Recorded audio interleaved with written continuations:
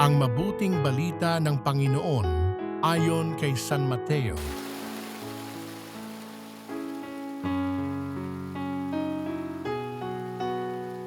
Noong panahong iyon, sinabi ni Jesus sa kanyang mga alagad, "Sinasabi ko sa inyo, napakahirap mapabilang ang mayayaman sa mga pinaghaharian ng Diyos.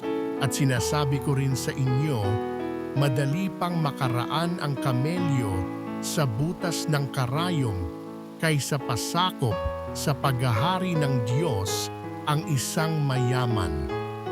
Nagtaka ang mga alagad nang marinig ito, kaya't naitanong nila, "Kung gayon, sino po ang maliligtas?" Tinitigan sila ni Jesus at sinabi, hindi ito magagawa ng tao, ngunit magagawa ng Diyos ang lahat ng bagay.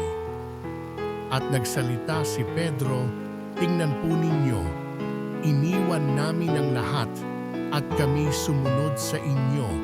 Ano po naman ang para sa amin?"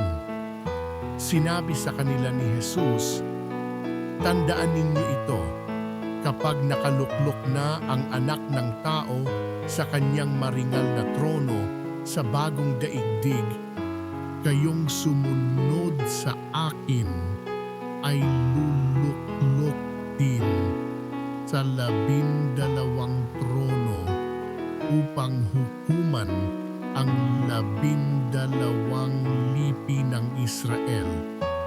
At ang sinumang magtiis na iwan ang tahanan, mga kapatid na lalaki at babae, ama, ina, mga anak, o mga lupain alang-alang sa akin, may tatanggap ng makasandaang ibayo at pagkakalooban ng buhay na walang hanggan.